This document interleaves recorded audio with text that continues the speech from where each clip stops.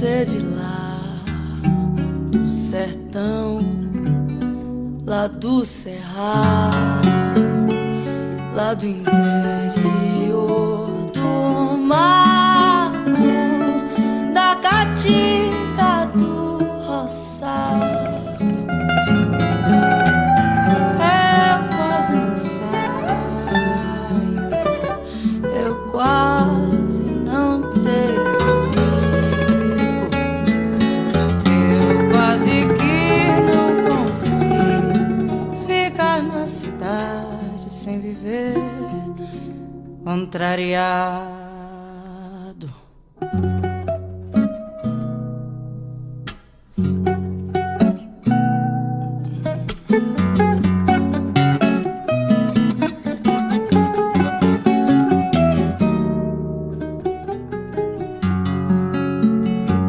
Você de lá, na certa, por isso mesmo. Não gosto de cama mole, não sei como é sem torresmo. Eu quase não falo, eu quase não sei de nada. Sou como Regis Garrada nessa multidão boiada, caminhando a esmo.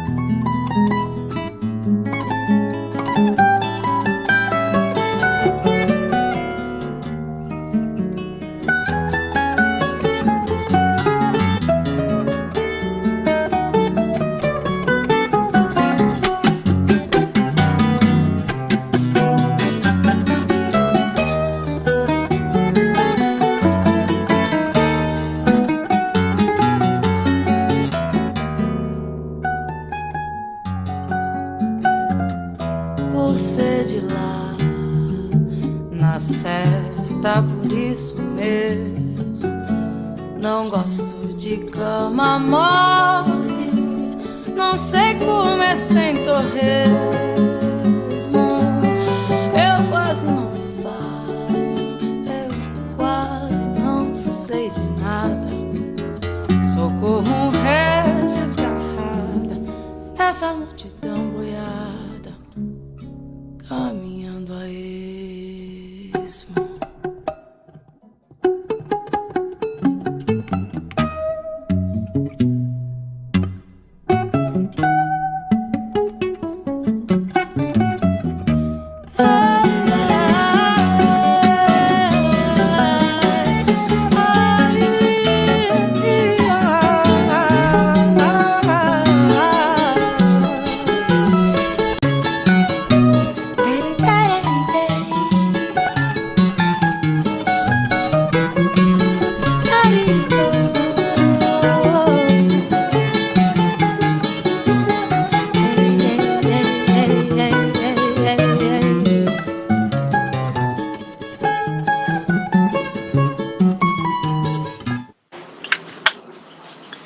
Boa noite, é um grande prazer estarmos aqui falando juntas para falar de mulher, para falar de nosso percurso, né, para chegarmos até discutir a sororidade. Então, quero agradecer aos idealizadores por pensar nesse mês da mulher em trazer um tema que hoje, depois de uma integrante de um reality show, né, é que começa-se a rediscutir e uma busca que aumentou muitíssimo após ela questionar o que era sororidade. Então, é interessante a gente falar de sororidade. Eu quero agradecer exatamente por isso, porque acho que nesse mês não poderia ter um tema mais oportuno para a gente falar de onde vem esse termo, que tantas já sabem, tantos já sabem. Então, agora vamos aproveitar cada instante de estar juntos e juntas, especialmente. Quando a gente faz um percurso na história da mulher, até chegarmos agora nesse termo que vamos discutir hoje, propriamente, a gente vai lá em 1830, 1850, quando a gente começa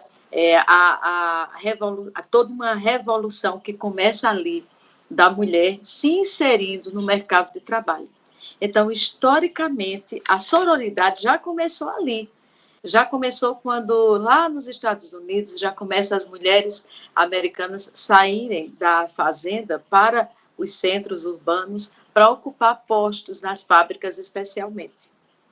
Nós vamos depois ver que, com a guerra nos Estados Unidos, que foi um grande celeiro de escritoras e que foi uma grande referência para o mundo, na guerra e no pós-guerra, então, acontece a Revolução Industrial, onde a gente chama, então, ali, uma primeira onda de um feminismo mais estruturado. A gente começa a perceber ali no Dia Internacional da Mulher que as mulheres já se juntam, e a gente vai chegar nesse conceito de estar juntas, de soror, né, que vem derivar a palavra sororidade.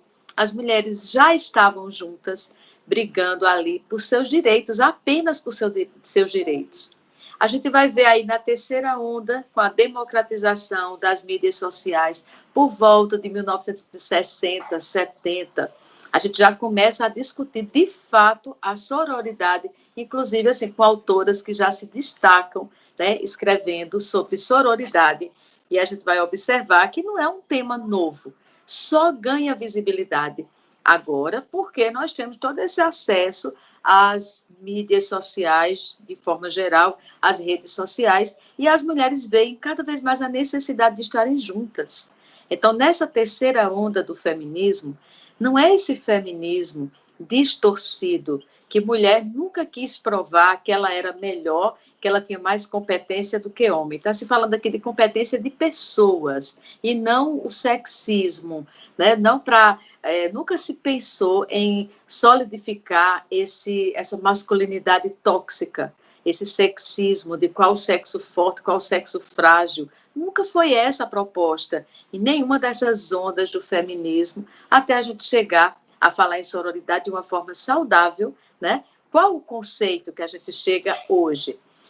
A gente vai começar a perceber aqui que a sororidade, ela tem como termo, né, vem lá do latim, a palavra soror, que é relativo a irmãs, que evoca a ideia de irmandade, que evoca solidariedade, fraternidade, que vem do frater, que é exatamente um termo mais relacionado a irmãos, e que a gente já vê que os homens eles foram muito educados, desde a criação cultural, histórica do homem, ele foi muito estimulado, inclusive, para jogar no time com outros irmãos, para defender seus outros irmãos. Ele é muito estimulado para trabalhar em equipe, né? Daí os times de futebol, as peladas que os meninos jogam na rua desde muito cedo, eles lá formam times, eles vão defender um ao outro.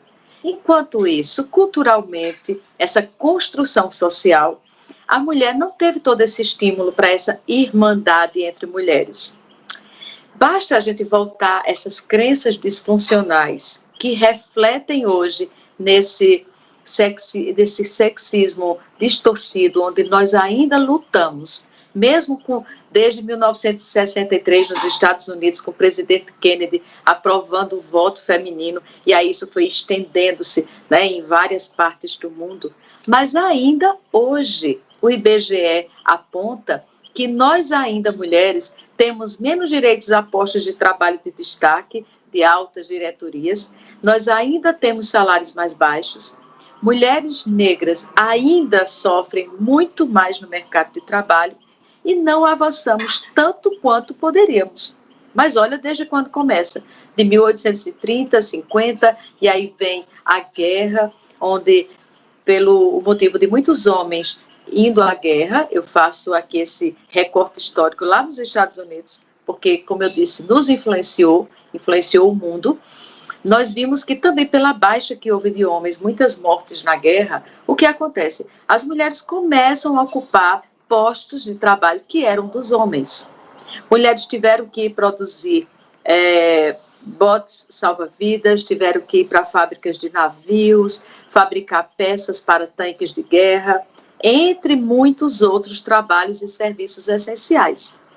Mas a gente vai ver aí que, apesar de todo esse histórico, aí vem 1963, o direito ao voto, a mulher começa de 60 a 70, a segunda onda do feminismo, aí nós estamos na terceira onda, como a gente falava aqui há pouco, mas estamos aqui em 2021, ainda com todo essa disparidade que o IBGE mostra aqui no nosso país e no mundo todo. Isso ainda, infelizmente, é uma luta que ainda está sendo travada. Então, por que mulher disputar com mulher? O conceito, inclusive, que eu quero que a gente destaque, competição, não é o ideal para a mulher. O ideal é que nós tenhamos, como o homem deve ter, a competitividade. Qual é a diferença? A competição é quando eu vou competir com o outro. A competitividade é quando eu vou competir comigo mesma, melhorando, investindo, aprendendo novas metodologias, novas técnicas, novos saberes. Eu vou ser competitiva, eu vou estar mais apta para ocupar qualquer função, seja homem, seja mulher. Nós precisamos no planeta, especialmente nesse momento atípico de uma pandemia de tal magnitude, nós precisamos de cooperação, de solidariedade, de fraternidade e de sororidade, de irmandade, especialmente de mulher para com mulher. Abrindo assim um parêntese, já chegando aqui bem no nosso contexto, nessa pandemia, inclusive, foi interessante porque o fundo eu fiz até uma busca para a gente perceber como mulher contribuiu nessa pandemia. E olha que interessante, segundo o Fundo de População das Nações Unidas, destacou que 70% da força de trabalho nesta pandemia foi de mulheres. Houve um aumento, aliás, da força de trabalho de mulheres, onde? Na saúde, na ciência e em serviços essenciais. E aqui a gente quer abrir um parênteses para todas as mulheres que são profissionais da saúde, né? Quantas mulheres nessa pandemia, na ciência, inclusive, como as mulheres se destacaram, né? Nós temos a equipe de doutora Esther, da USP, que muito rapidamente, em questão de horas, descobriu, né, a genética, uma boa contribuição que deu para se compreender melhor o vírus. Saiu daqui, de uma equipe, e essa equipe liderada por uma mulher, e aqui da USP, né? Então, nós vimos que a mulher, ela sempre foi educada para a ética do cuidado. Isso foi bom, trazendo para a questão da construção social de meninos e meninas, né? E a gente aqui não quer fazer essa distinção, porque nunca foi o objetivo competir, dizer quem é melhor entre sexos. Nunca foi essa guerra de sexo. Mulher nunca, o feminismo genuíno, ele nunca procurou guerrear, lutar para diminuir, para derrubar o outro sexo. Muito pelo contrário, é estarmos juntas. E essa proposta de hoje é estarmos juntas, é sororidade, é irmandade, é melhorar, ser competitivas com nós mesmas, para não viver em competição com outra mulher. Agora, nesse contexto cultural histórico, olha como é interessante. Assim como o menino, ele foi estimulado para lutar, né, e defender uns aos outros, as brincadeiras em equipe, time de futebol. A menina, ela foi muito educada para essa ética do cuidado. E para cuidar, muitas vezes até do próprio menino, do filho, né? Muitas vezes até do marido, brincar de casinha. A menina sempre cuidou dos irmãos. E isso trouxe uma contribuição também, porque nós vemos hoje a mulher nessa pandemia se destacar no cuidado. Quantas mulheres hoje estão como, e sempre estiveram, né? Como enfermeiras, fisioterapeutas, nutricionistas, psicólogas, psiquiatras, né? Médicas de todas as áreas.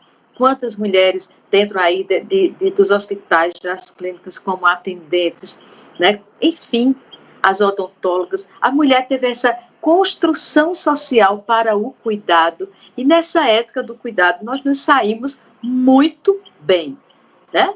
E nós avançamos muito e soubemos aproveitar oportunidades atualmente mais ainda, na política, na ciência, na economia, na educação. Sempre a mulher teve essa ética do cuidado na educação. A mulher sempre se destacou nos serviços essenciais e na saúde, nessa pandemia, a mulher realmente deu um show de resiliência. Agora, para isso, nós ainda temos um caminho a percorrer. E é desse caminho que a gente vai falar mais propriamente agora, né? Já a gente destaca, né, quanta contribuição a mulher deu, a equipe de doutora Esther Sabino, né? E quando fez todo aquele rastreamento, ajudou no diagnóstico da doença, da Covid. Por quê? Porque descobriu o sequenciamento genético do vírus. E aí, isso ela conseguiu, junto com a sua equipe, em 48 horas. Então, assim, nós temos muitas mulheres resilientes e que se dedicam a esse cuidado. Então, nós não queremos desconsiderar que a construção, que essa educação foi totalmente distorcida ou foi de todo mal para a mulher. Não, não é essa a proposta. Não é que a mulher não possa cuidar de uma boneca, de um bonequinho hoje, como menina, porque isso vai prejudicar alguma coisa na mulher. Também não é isso, né? O ser humano precisa cuidar. Meninos também foram estimulados a ganhar carro de bombeiro, carro de polícia, ambulância. E nós vemos aí muitos homens contribuindo muito, muito nessas áreas, cooperando. A palavra de ordem hoje é cooperação e não competição. Mas aí nós ainda temos que destruir algumas crenças disfuncionais, muito mais as meninas que os meninos, né? Então, precisamos de uma valoração positivada sobre a questão da aliança, da irmandade de mulher para com mulher. Um olhar mais afetuoso, menos preconceituoso, menos estigmatizado da mulher para com a outra mulher. Por quê? Porque como nós não tivemos esse estímulo, o que é que nós podemos ver? Para que a mulher suporte ataques machistas, essa masculinidade tóxica, não a masculinidade saudável, que coopera, que está junto, né? Mas se a gente observar, se criou conceitos de que mulher trabalhando juntas, olha os paradigmas, olha as crenças distorcidas que nós introjetamos e que não são saudáveis e que nos fez demorar tanto para estar discutindo sororidade. Por quê? Porque é como se nós acreditássemos naquilo que foi dito e, né, reforçado. Mulher trabalhando com mulher não dá certo. Mulher compete. Não pode se confiar muito em mulher. Qualquer amiga pode trair a confiança quando se trata de um namorado. Fica alerta, né, contra a mulher. Gente, o que é que nós criamos com isso? Uma rivalidade cultural, paradigmática, estigmatizada, que virou crença central para muitas mulheres, que elas acreditam realmente que elas precisam competir. E elas não têm que competir. Vamos lá, vamos pensar aqui. Existe homem invejoso? Alguém aqui que está nos ouvindo? Pensa com você. Você conhece algum tipo de homem invejoso? Homem que você não pode confiar muito, que é passível de trair a sua confiança, que é fofoqueiro, que é gastador. Tá, você respondeu essas perguntas, então vamos pensar agora. Do mesmo modo que dizem que mulher é invejosa, gastadeira, que não se pode confiar, existe homem também que é invejoso, fofoqueiro, que gasta muito e que você não pode confiar muito. Isso é questão de caráter. Caráter é uma construção social. Caráter não tem nada a ver com questão de gênero, se é feminino ou masculino. Caráter é uma das facetas da nossa personalidade. Então, do mesmo modo que existe homem, existe mulher. Mas o que é que nós acreditamos por muitos anos? Que esses conceitos, eles eram referentes à mulher. Então, é uma construção social que, de certa forma, nos afastou de compreender e de vivenciar a irmandade, a sororidade, da forma como hoje nós estamos defendendo, né? Então, nós buscamos hoje muito mais competitividade para sermos melhores, enquanto homem, enquanto mulher, do que competição. Pelo menos é o saudável. E nessa segunda onda, quem quiser buscar mais a respeito disso, em 1960, bem nessa segunda onda lá que começa nos Estados Unidos, já existia um slogan que falava: mulheres do mundo unam-se. Nada diferente do slogan do post, inclusive do nosso evento hoje, promovido pela FIEP, né? Olha como não tem nada de muito novo. Agora, em 2010, esse conceito volta, e ele volta com mais força, porque a gente começa a entender melhor que sororidade não é que toda mulher só tem que contratar mulher para sua empresa, que mulher tem que amar todas as mulheres. Não. Na sororidade, inclusive nessa irmandade, a gente está falando inclusive de diferenças. Existe, por exemplo, diferenças da mulher e os enfrentamentos que a mulher tem que fazer quando ela é mais bem escolarizada, quando teve menos oportunidade. A mulher negra vive alguns enfrentamentos diferentes da mulher branca no mercado de trabalho. Nós temos ainda a questão das mulheres que estão em grandes centros, cidades metropolitanas e em interior. Nós temos diversos enfrentamentos feitos por diversos estilos de vida de mulheres diferentes, com escolhas diferentes, estilos de vida diferentes. A gente não está defendendo com a sororidade que toda mulher tem que defender mulher, mesmo que não concorde com ela. Não se trata disso.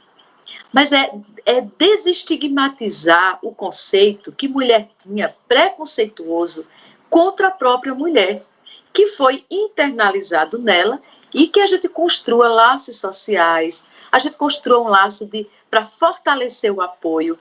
Um exemplo bem interessante que a gente pode ver é que mulheres ainda perpassam, ainda fazem piadas de mau gosto, pejorativas, contra próprias mulheres.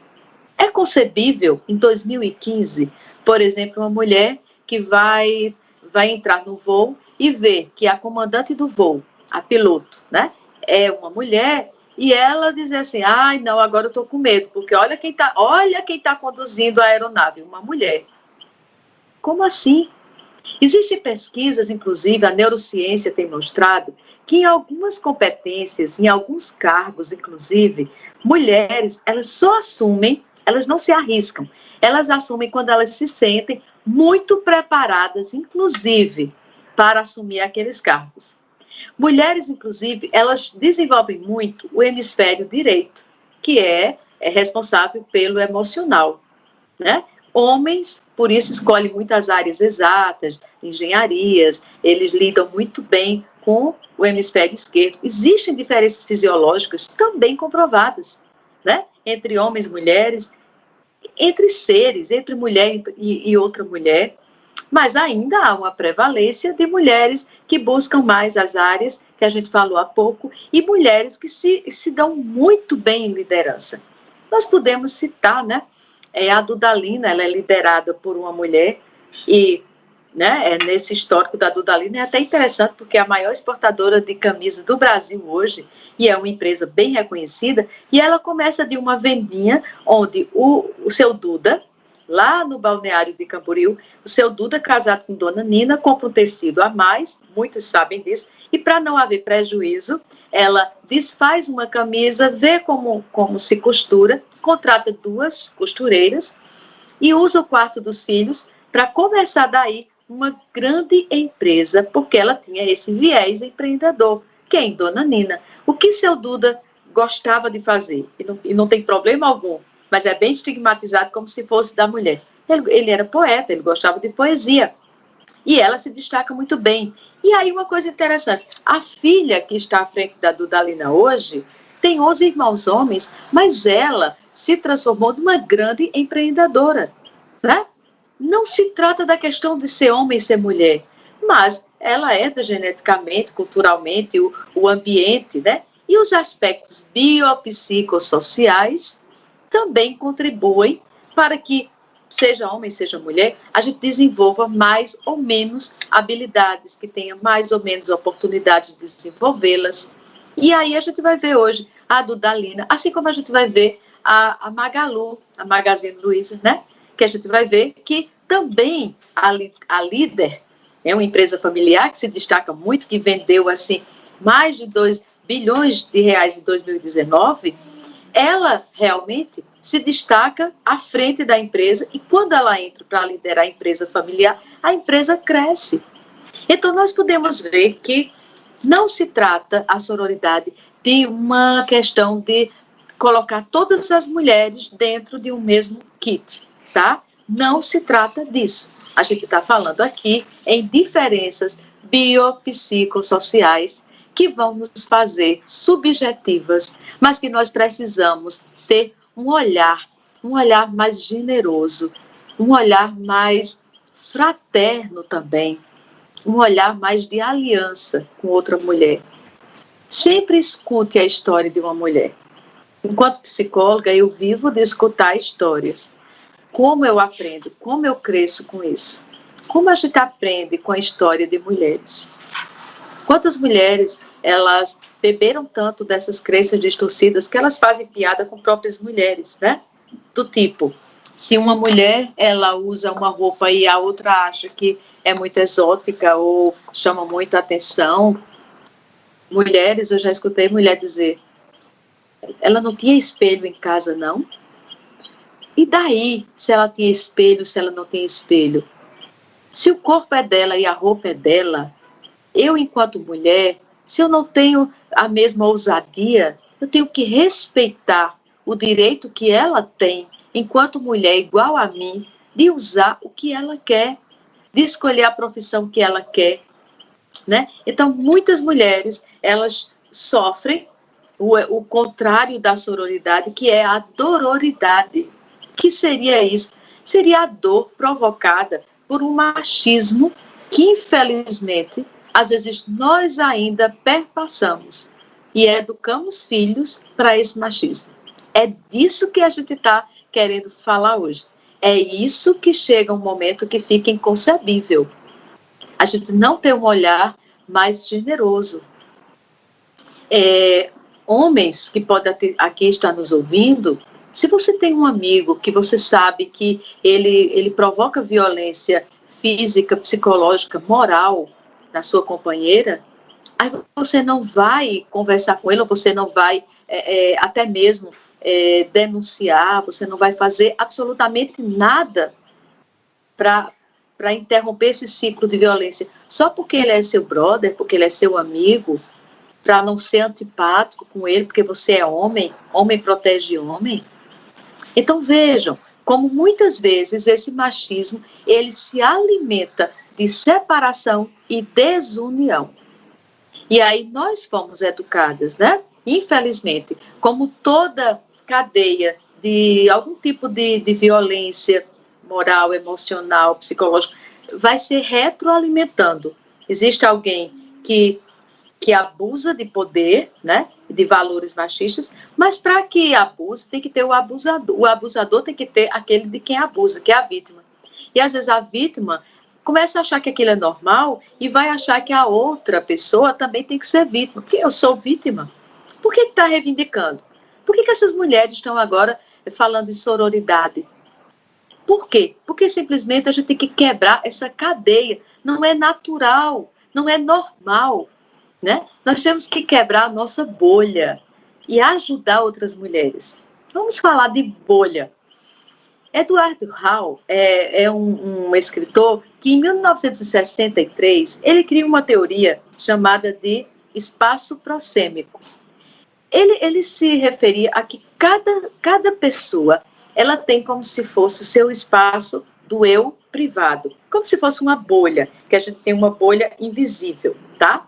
E aí, nós muitas vezes nos fechamos nessa bolha, ou então nós botamos dentro dela só os nossos iguais.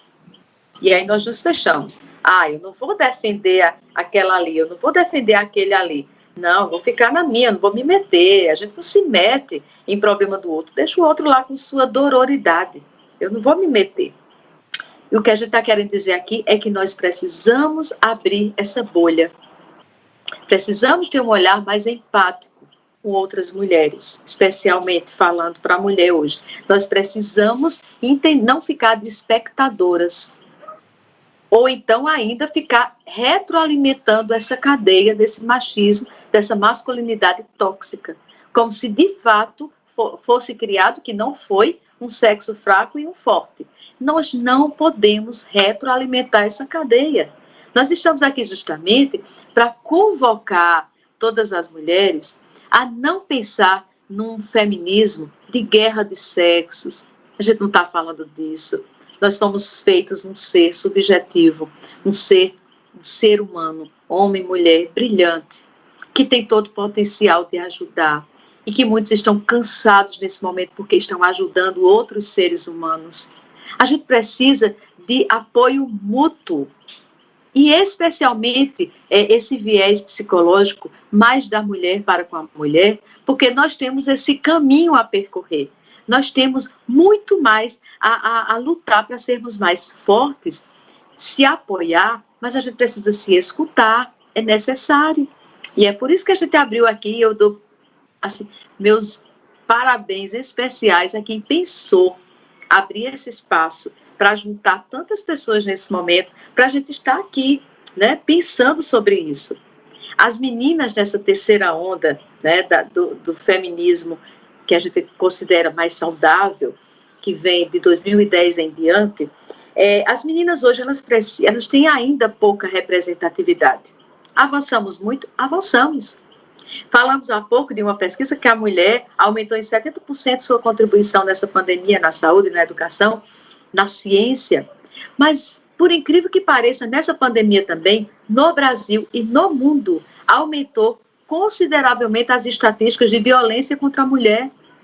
Feminicídio é uma curva que só cresce. Então, as meninas hoje, dessa nossa geração, elas precisam de representatividade. Ainda existe pouca representatividade. E é isso que a gente está tentando fazer aqui.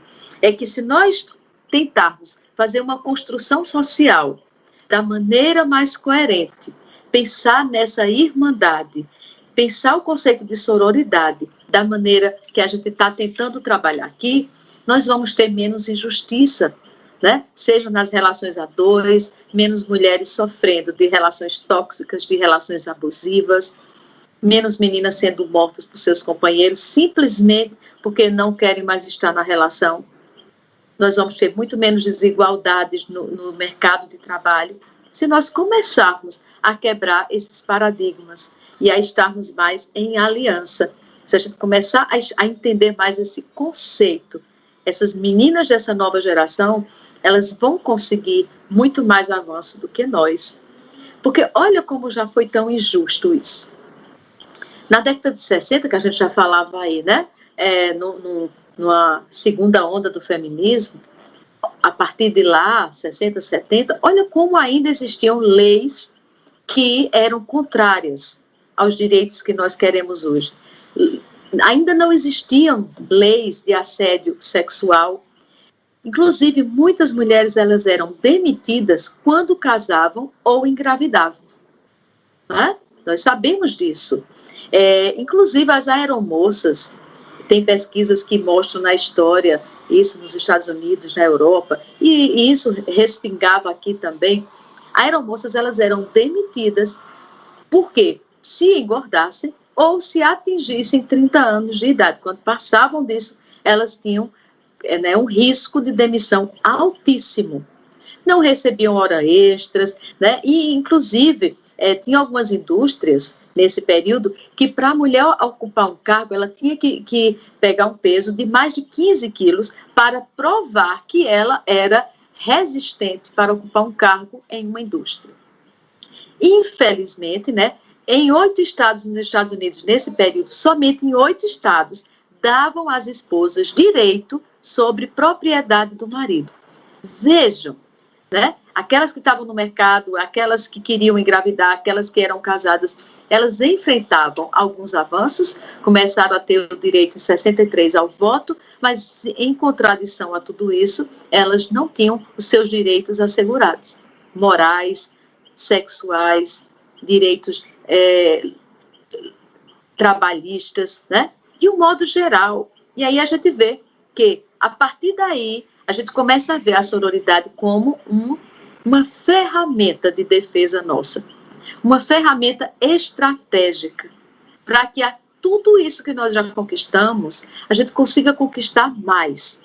Mas a gente conquiste não precisando fazer movimentos de queimar peças íntimas em meio de rua. Não com violência, mas com diálogo. A gente começando a compreender que nós temos hoje, desponta para nós, né?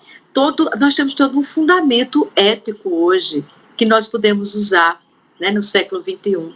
Nós temos as redes sociais. Foi tão interessante quando o Manu Gavassi, né, quando ela no BBB, quando ela fala sobre sororidade, ainda agora, em 2021, aumentou em 250% a busca na internet para entender a sororidade. Olha que legal! Tá, houve um ganho nisso, né? Não é bem o meu programa preferido, não acompanho, mas eu achei interessante isso enquanto especialista do comportamento. Que bom que culturalmente as pessoas parecem que estarem interessadas a repensar todas essas crenças distorcidas. Mulher não nasceu para ser rival de outra mulher, mulher não tem que ser, tem que ficar o tempo todo vigilante, porque outra mulher pode, a qualquer momento, trapaceá-la. Não! Mulheres podem ser irmãs nesse sentido de solidarizar-se com mulher. E cooperar, né? Interessante uma coisa que foi construído e que foi muito mal construído, é que nos arquétipos da menina, desde a sua infância, a menina, ela é, de certa forma, como a gente falava no início, ela é muito estimulada culturalmente e ideologicamente para competir. Então, se você vê a fábula de Cinderela, e que basicamente toda mulher que está aqui conhece a história de Cinderela, para ela ter o príncipe, ela teve que competir, né? Ela teve que vencer as injustiças sociais, a exploração do trabalho, para que ela pudesse ir ao baile. Ela venceu toda essa discriminação. E para ela conseguir ir ao baile, é interessante, ela consegue, com a ajuda, né, da fada lá que entra, mas ela está competindo contra a madrasta, as duas irmãs, e, além de tudo, todas as moças do baile, que estavam todas muito lindamente preparadas para competir com o príncipe, por o príncipe. E aí a gente vai vendo muitas outras histórias de princesas que ainda faz a mesma analogia. Mulher vai competir com a outra para obter o príncipe. E aí, onde é que isso respinga na nossa cultura hoje? Quando a mulher obtém, por exemplo, num filme ou numa novela, numa série, quando ela obtém um cargo de destaque, se ela não está dentro dos padrões estéticos de beleza idealizados, bom, aliás, se ela é bonita demais, ela deve ter chegado nesse cargo porque deve ter um envolvimento com o diretor. Muitas mulheres pensam isso. E do mesmo modo, se uma mulher se sobressai financeiramente, se essa mulher estaciona um bom carro, quem a banca? Quem mantém esse luxo? Como se a mulher não fosse capaz disso. Então, às vezes são comparativos que as próprias mulheres ainda fazem. É como se fosse as cicatrizes, o resíduo dessas crenças distorcidas, introjetadas, nós fazemos contra a mulher. No trânsito, né? Se a mulher, ela se envolve, ela comete alguma falha, porque existe o termo falha humana, falha técnica, se a mulher se envolve em alguma falha, só podia ser mulher. Mas se você vai para as estatísticas, os seguros de automóveis, né, tem inclusive desconto para mulheres. Por quê? Porque, obviamente, basearam-se em pesquisas. Lógico, mulher ainda usa minoria, né, dos seguros, mas as mulheres que usam seguros, elas têm um perfil mais comedido, elas se arriscam menos, elas foram menos estimuladas para isso também, né?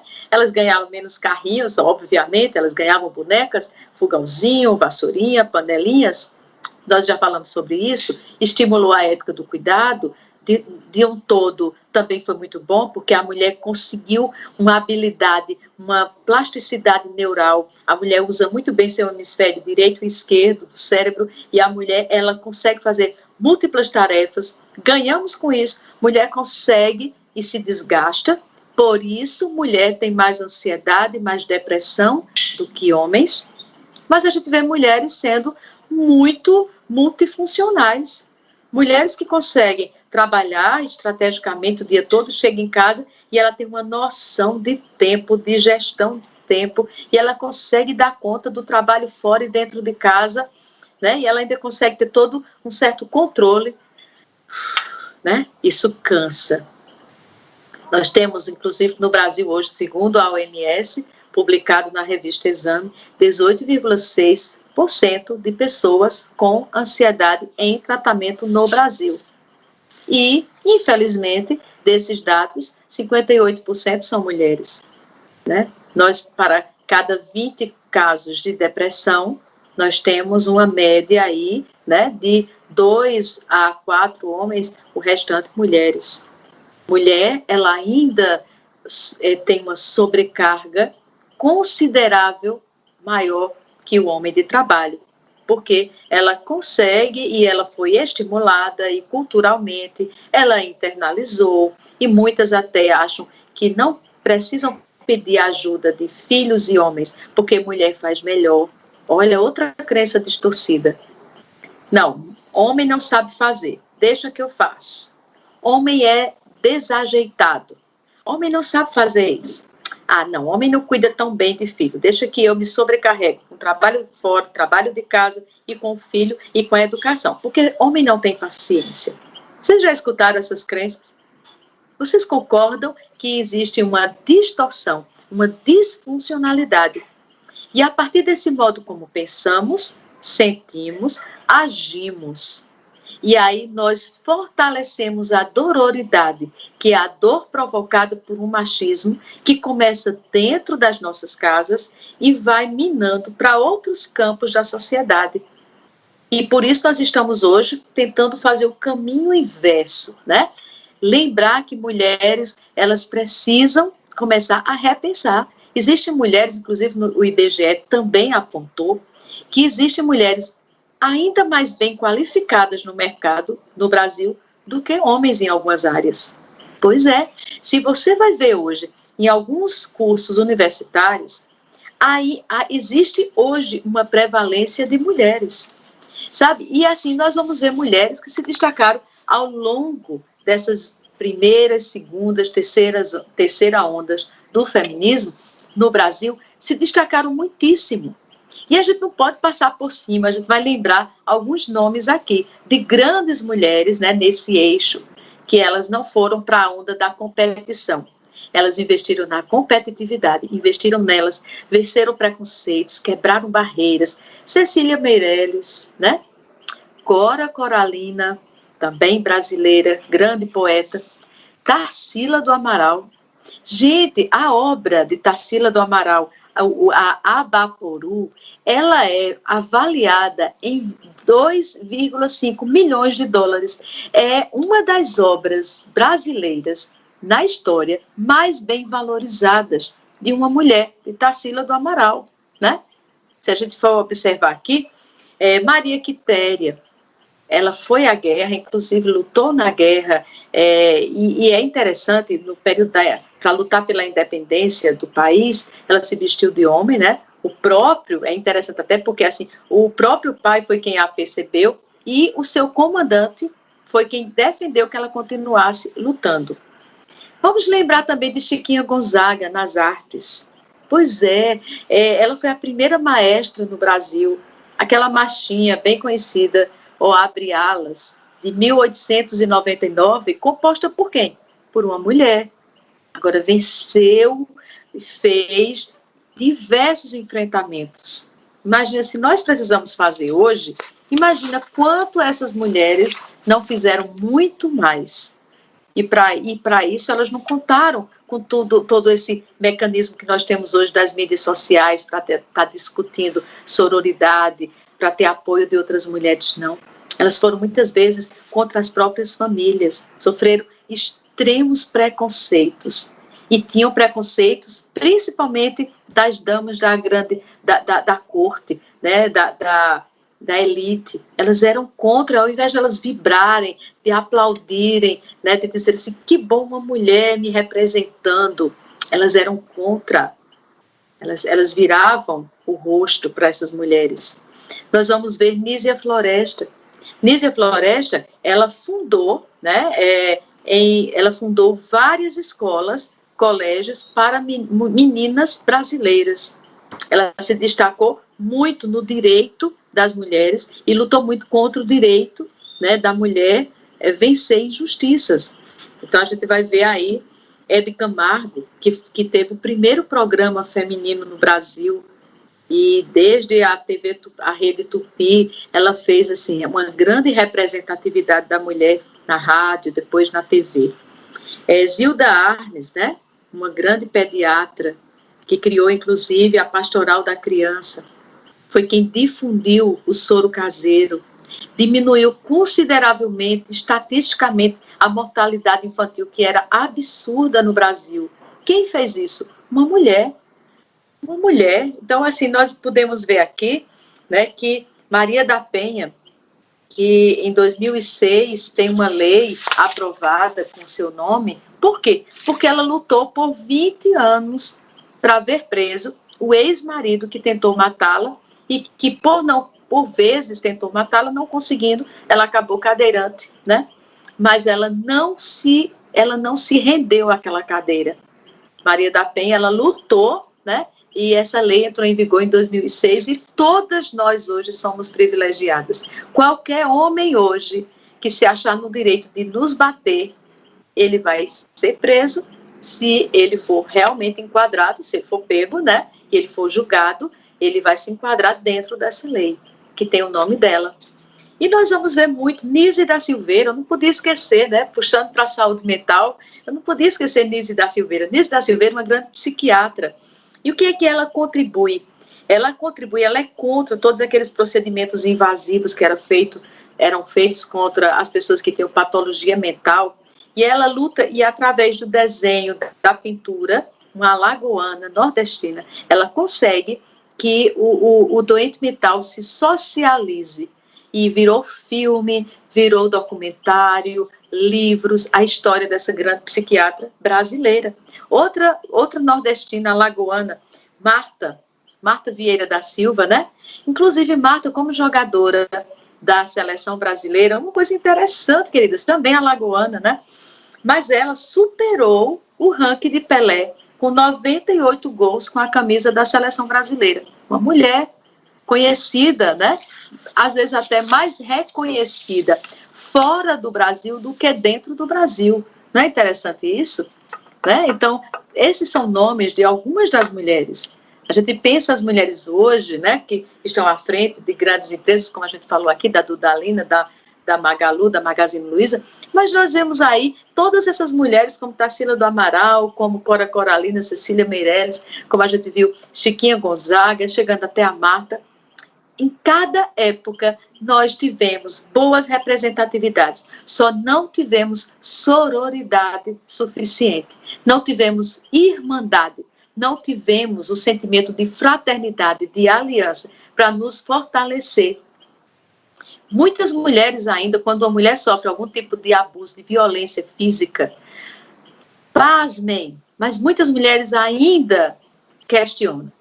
Mas ela tirou ele do sério, mas ela o traiu, né? O que ela deve ter feito para isso acontecer? É como muitas vezes, até pejorativamente, a mulher vai questionar a outra, né, quando ela sofre, ela é vítima de uma traição do seu companheiro, e a outra mulher vai dizer assim, bom, mas ela deve ter dado brecha para isso acontecer, né? Será que ela não foi culpada? Não está se tratando aqui de culpa, está se tratando de alguém que mentiu, que enganou outra pessoa, outro ser humano. Não se está falando aqui se é homem, se é mulher. Como é que a gente pode ainda, né, perpassar isso? Fazer piadas? Queridas, vamos começar pensando nessa próxima geração, né? Vamos começar a desfazer essa masculinidade tóxica. E hoje a gente começa a pensar aqui, como exercitar, Josi? Como é que a gente exercita essa sororidade? Por onde é que a gente começa esse caminho inverso? Vamos pensar aqui algumas dicas. Primeiro, é importante que mulher compartilhe com outra mulher das suas dores. Porque muito daquilo que a gente sofre, sobrecarga de trabalho, ansiedade, preocupações excessivas em ter que dar conta, muitas vezes é comum, mas a gente não compartilha com outra mulher, porque às vezes a gente nem sabe ou pensa que não deve confiar o suficiente. E eu queria aqui que você pensasse aqui comigo uma coisa. Como é que a gente desfaz o caminho? Vamos fazer o caminho de volta. Como exercitar a sororidade? Primeiro, escute outra mulher. Questione, quem são minhas amigas? Eu tenho rede de apoio? Se eu precisar, eu conto com outras mulheres? Ou eu preciso, a partir de hoje, desse momento que estamos tendo aqui, que eu acho uma oportunidade riquíssima, de a gente começar a pensar um texto até que circulou muito nas redes sociais, que nós precisamos a vida toda de outras irmãs. Mulher precisa de outras irmãs. Mulher precisa de irmãs. Ainda que você não tenha irmã biológica, eu tenho, e é minha grande amiga, assim, colega de trabalho, eu tenho esse privilégio, né? Nós fazemos nossas caminhadas e conversamos muito, participamos do mesmo grupo de corrida, inclusive, né, uma forma até da gente compartilhar com outras mulheres, eu gosto de me exercitar, gosto de corrida de rua, e faço parte, né, de um grupo que é basicamente feito de mulheres que correm juntas, né? Um grupo de Erliene, minha assessora de corrida, que está provavelmente aqui conosco, minhas colegas, nós corremos juntas e nós não cobramos de nós mais do que podemos dar, respeitamos nossos limites. E a vida é como uma corrida, meninas. A vida é exatamente como uma corrida. Sempre, não fique se comparando, sempre vai ter alguém que vai estar à frente de nós. Mas sempre vai ter alguém, como numa corrida, alguém que vai estar atrás, alguém que vai estar dos lados. E a gente não deve estar olhando o ritmo do outro, o ritmo da outra. Corre no seu ritmo, tá? Mas precisamos correr juntas. Até porque se uma tropeça, a outra vai lá e levanta. Pelo menos é assim no nosso grupo de corrida. A gente tem um lema e a gente repete o que a gente diz. Bora, bora, bora. E às vezes não precisa, a gente não consegue nem falar de tão cansadas correndo na corrida. A gente basta tocar no ombro. A outra já sabe que a gente está dizendo, você consegue, vamos junto que a gente chega lá. Olha, preste atenção a outro ponto. Valorize mais o empenho do que o desempenho, tá? Valorize mais o seu empenho, de tudo que você já conquistou, de tudo que você já chegou até agora, né? Onde você já está. Valorize mais o seu empenho do que o desempenho. Tem um lema que eu acho importante, mulher, adotar, e eu adoto para mim. Melhor feito que perfeito, tá? Eu acho muito importante a gente pensar sobre isso. Às vezes nos cobramos tanta perfeição, tanta exigência, por isso queremos ter tudo sob controle, por isso sofremos tanto com ansiedade, por isso tomamos muito mais psicotrópico do que homens hoje, por isso que sofremos tanto com estresse, com depressão, com síndrome de Burnout, com transtornos de humor, com TPM, né? Porque temos uma disfunção hormonal que também não ajuda muito, mas porque nós nos cobramos demais.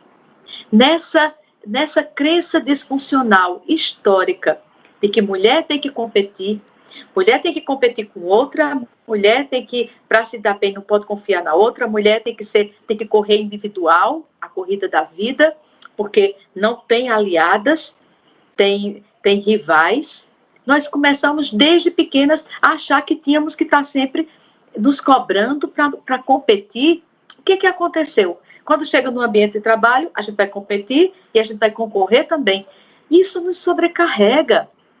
E eu acho que nesse momento é muito mais interessante a gente exercitar dentro da nossa rede de apoio, e se você ainda não tem, você procure uma rede de apoio, especialmente de mulheres, tá? Porque elas vão compreender, elas têm mais facilidade de empatizar, porque elas vivem as mesmas realidades, elas foram construídas com os mesmos valores, assistindo os mesmos filminhos de princesas.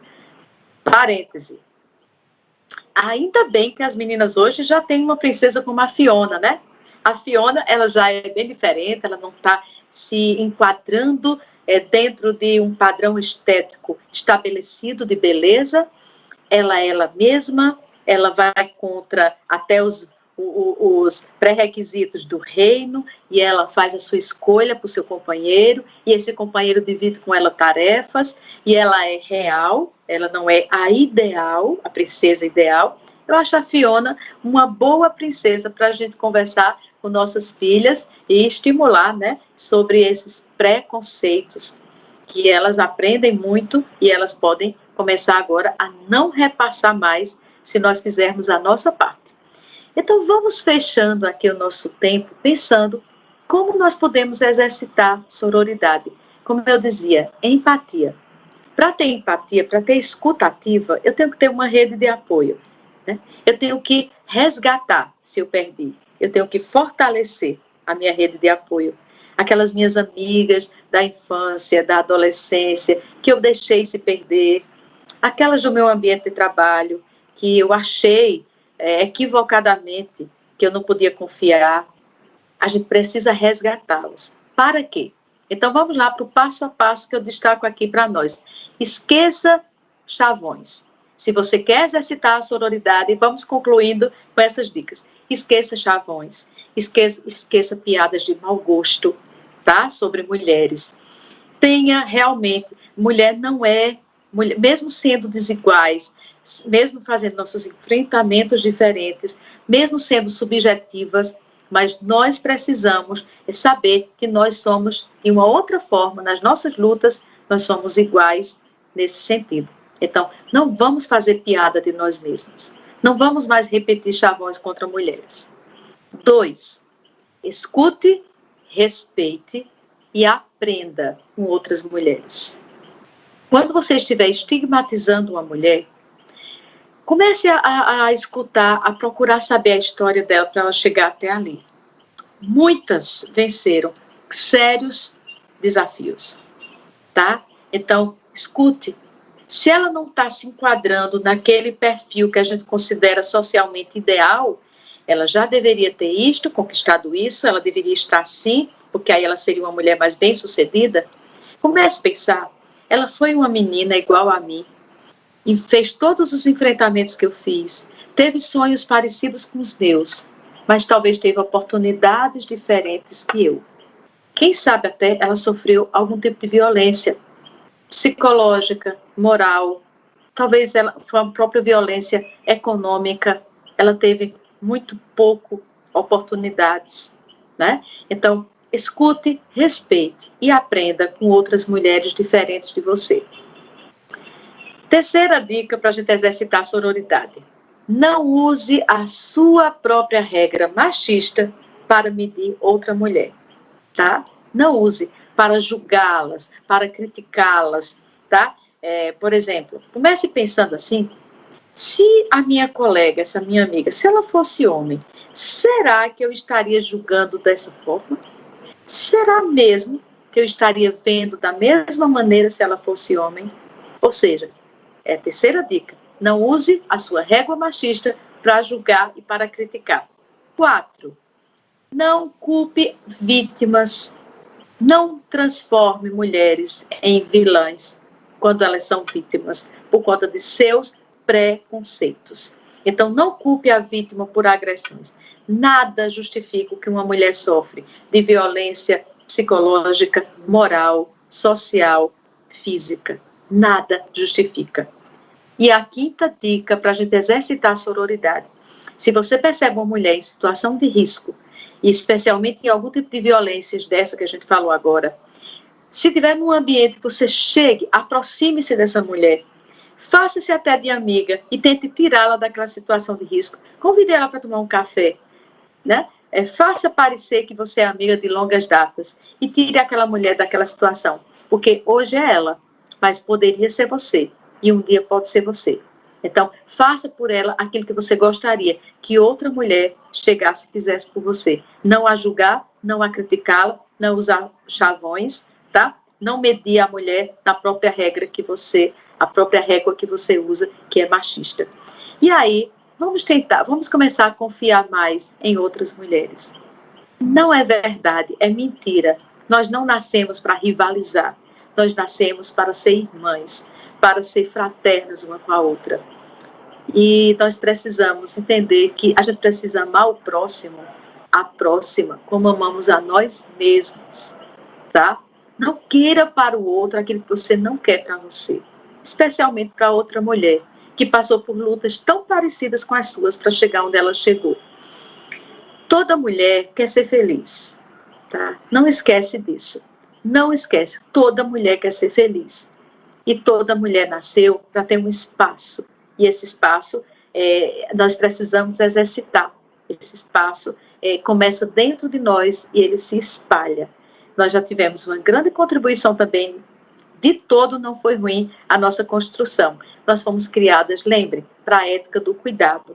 Vamos cuidar de nós, porque a gente não dá aquilo que não tem, tá? Vamos começar a olhar mais o nosso empenho e menos o nosso desempenho. O que hoje, inclusive nessa pandemia, o que nós já conseguimos, estamos no lucro, tá? Só fazemos aquilo que é possível, meninas. E eu me despeço de vocês lembrando isso. Em cada fase da nossa vida, a gente faz o que pode e vai continuar fazendo o que pode. Então, faça o que você pode para transformar essa construção e praticar a sororidade. Um grande abraço.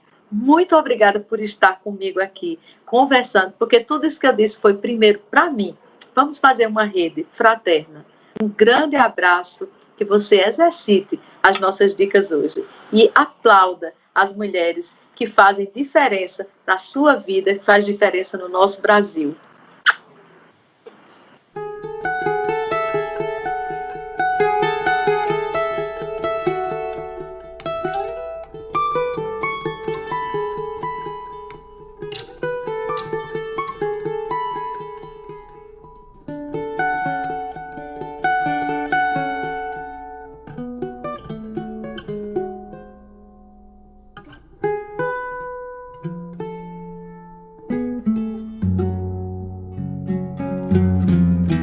Você de lá do sertão, lá do cerrado, lá do interior do mato, da caatinga do roçado.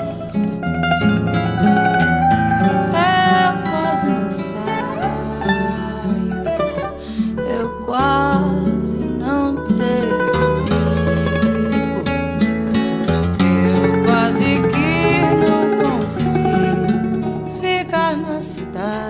Sem viver contrariado.